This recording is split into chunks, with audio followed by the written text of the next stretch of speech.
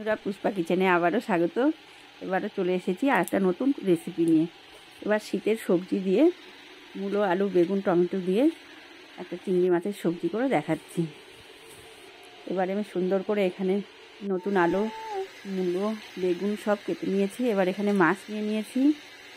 এবার মাছগুলো খুব সুন্দর করে কেটে ধুয়ে পরিষ্কার করে নেব।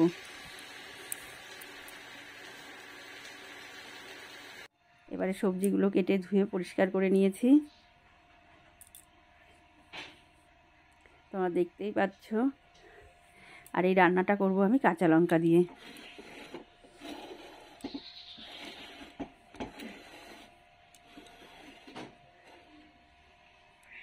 এবারে আমি মাছগুলো দেখো সুন্দর করে ধুয়ে কেটে পরিষ্কার করে নিয়েছি। এবারে আমি গ্যাসে কড়াই বসিয়ে দিয়েছি। এবারে আমি দিয়ে দিচ্ছি তেল।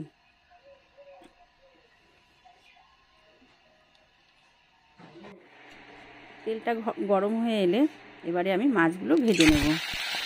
মাছগুলো বেশি ভাজবো না, এপিট ওপিট করে ছাড়িয়ে নেব মাছগুলো।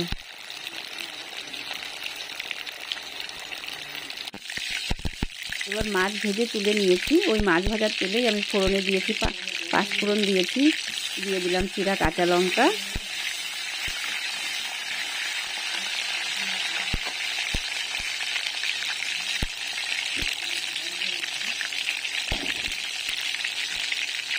ফোড়নটা আমার প্রায় হয়ে এসেছে।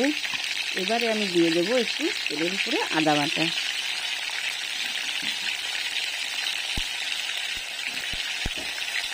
এবারে আমি আদা বাটা দিয়ে দেবো সবজিগুলো। এবার সবজিগুলো খুব সুন্দর করে ভালোভাবে নেড়ে চেড়ে কষিয়ে নেব।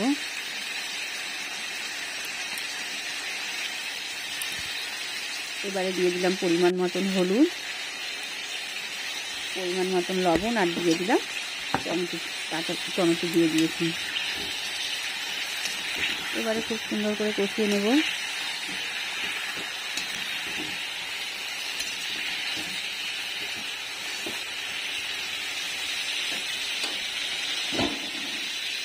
এবারে মিনিট পাঁচেকের জন্য একটু ঢেকে দিলাম।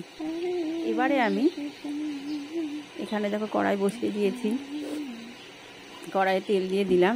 এবার কিছুগুলো বড়ি আমি ভেজে তুলে নেব।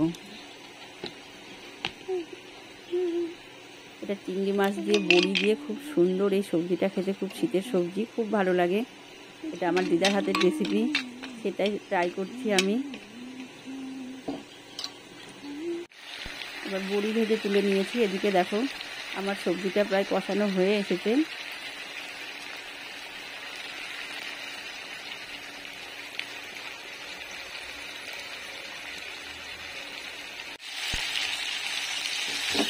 খুব সুন্দর একটা কালারও এসেছে। আমি প্রথমেই বলেছি এই সবজিটা আমি কাঁচা লঙ্কা দিয়ে রান্না করব।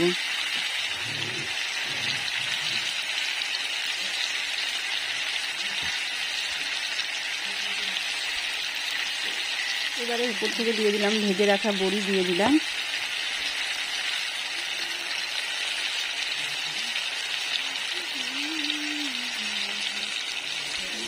এবারে আমি গরম জলের মধ্যে মাছগুলো ভিজিয়ে রেখেছিলাম, সেটা আমি দিয়ে দিলাম।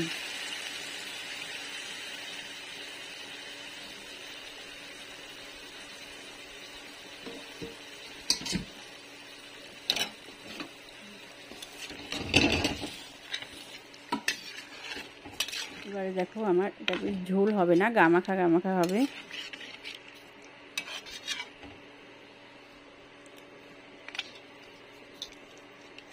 এবার ফুটে এলেই প্রায় আমার সবজিটা হয়ে যাবে।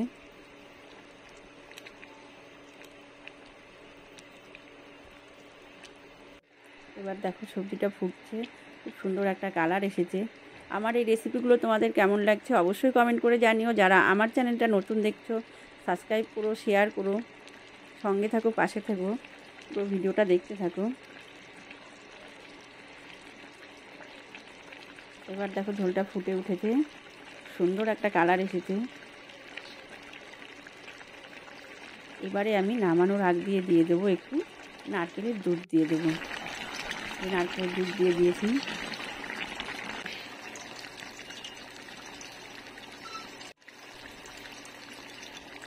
এবার দিয়ে দিলাম একটু ধনেপাতা কুচি, ছড়িয়ে দিলাম উপর থেকে।